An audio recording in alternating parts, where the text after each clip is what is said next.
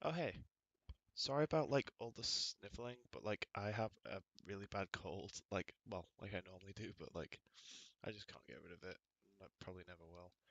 But like I've spent a lot of today on Twitter and on tweets, like reading tweets, like just commenting on tweets, just whatever you use Twitter for. But like, and there's been a lot of stuff with like Laura Kay, of which I've been watching like a oh my gosh, I absolutely love her, but like I've been watching her GoFundMe campaign for her like private transition surgery, and like it's made me so freaking depressed about the NHS. Like I've been listening to what she's been saying, I've been reading stuff up that people have said, and well, if you can't afford the 20k to privately do it, the NHS isn't quite willing to do it.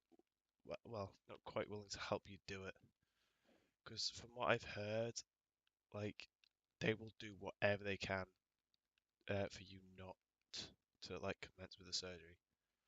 Like from what I've heard, like if you want to start the transition, you have to be the most stereotypical like person ever. You must pretend that like, oh yeah, I'm so into cleaning. Oh my gosh, I just love to cook. That's like pretty much what I do all day is just cook and clean. Like you have to be exactly like that, or they won't allow the transition because they'll be like, oh, you're not feminine enough, which is bullshit. Because like I've heard stories about people who will say like that one of their hobbies is gaming and that they will have their transition like delayed or postponed just because they have a quote unquote male hobby, of which is absolute bullshit. So I've been listening to horror stories like that a lot, and that's terrified me. And that's just made me think like the NHS is, I don't know. I know it's underpaid and the staff are definitely not the great. Well, they are in some parts of it, but not in all parts. Like the NHS has probably nearly killed me twice because along with being trans, I'm also diabetic, which also incredibly sucks. But like I've had a thing where I've been in hospital twice because my diabetes, I'm type 1, and they just don't know what to do with type 1. Like they know somewhat with type 2, but nothing of type 1. Like literally their solution to like, oh, they're not doing so well. What should we do? Oh, pump them full of insulin. That will work. Like just do nothing but pump it in. Just like yeah, because that will help. Overload me on insulin. Yeah, that'll definitely be good for my health. They've done that twice. Like I've self-discharged from hospital twice because the hospital is only going to make it worse. Like I'm only going to come worse off from staying there, which is a terrible thing to think about, and it's even more terrible that it's actually true. But like that does not give me hope for potentially trying to transition. Like I want, oh my gosh, it's awful. I want to start hormones. I want to get that done, but I'm first needing to actually go through and actually talk to a specialist or whatnot to because you have to first like make sure that you're actually trans and that you're not like schizophrenic or something like that. You have to go through all this test and all this thing just to make sure like you're not like making this up or you're not like got some underlying like problem. So I'm gonna have to deal with that maybe. Like I'd have to come out to my parents first, of which is like awful. And it's just oh my gosh, so much effort. But I'll have to go through that. And then if by a miracle that they actually do believe that I actually am trans, of which I really hope they do, because if they don't, I'm screwed. If they don't, I'm just like gone. I'll have to try again later on. But if they decide that, oh yeah, this person is clearly trans, like they're not going to change their mind next week, then they'll put me on a waiting list for the next stage, and I need to, for 2 years, prove that I am trans like Joe, like show that I actually want to live that kind of life. Of which, yeah, I'm happy to do that with, but like it's the 2 years of which is kind of heartbreaking. Like that's 2 years I could have been going through it, where it's going to be 2 years of just reproving that it's something I actually want to happen. So that's going to suck if I ever got that far.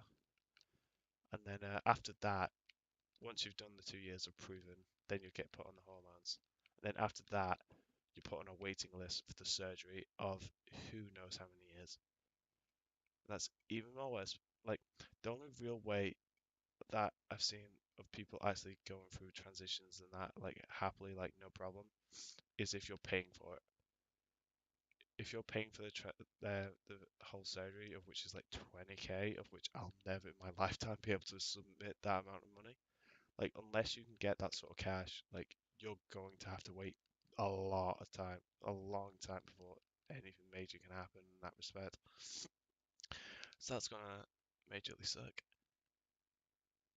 So that's completely heartbreaking. And I'm just hearing stories about like I know one of the surgeries you get is where it cuts down the cartilage in your Adam's apple to make it smaller, of which is a non-essential surgery. It's just a cosmetic one in the NHS's eyes, which is also kind of like awful because that's not something like that's a clear sign. It's like it's not something anymore, but like something I guess I'll have to go with out if I ever got that far. But that's this is all super sucky. It's not as easy as it should, but so much shit goes into this. Like I've been like this for a long time now, and I'm definitely not going to change my mind. And it's going to be a lot of effort to prove that I'm actually genuine about all this. And oh my gosh, it shouldn't be as hard as it is. But like I can't like you have to be careful as well with this stuff because like not all the surgery like you have to pick and choose a lot of it like if you're paying for it because like you can get vocal surgery done of which will make your voice like more high pitched so it sounds a lot more feminine. The only problem being there are downsides such as it has risks of your voice being very unnaturally high pitched like super unnatural or like there's a chance that you'll lose the ability to speak for the most part, which is yeah not something I'd want. So that's not something I'd go through with. But oh my gosh, I'm not looking forward to my life because if I'm extremely lucky in the next 2 years, I'll start the thing of which I probably won't because I need to get the courage to actually come out within the next 2 years. Oh my gosh.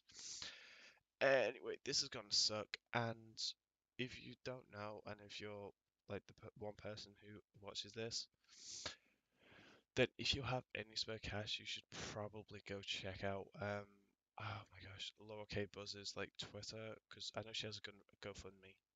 Of which, if you have some spare cash, like Lower K Buzz on GoFundMe, is there are a lot of causes of which are less worthy than that. Like it's always nice to help someone else achieve like what they should be, or like well at least achieve something they really want. So hey, just a short video about that kind of stuff. I've kind of rambled on for a bit and kind of gone backwards a lot in my sentences, but anyway, there's a video. So I hope you enjoyed it or at least found something in it interesting or something to talk about at least. So anyway, I hope you had some fun. Hope you enjoyed. Love you all. Speak to you later. Ah no, I broke the recording. Okay. Alright, see you all later.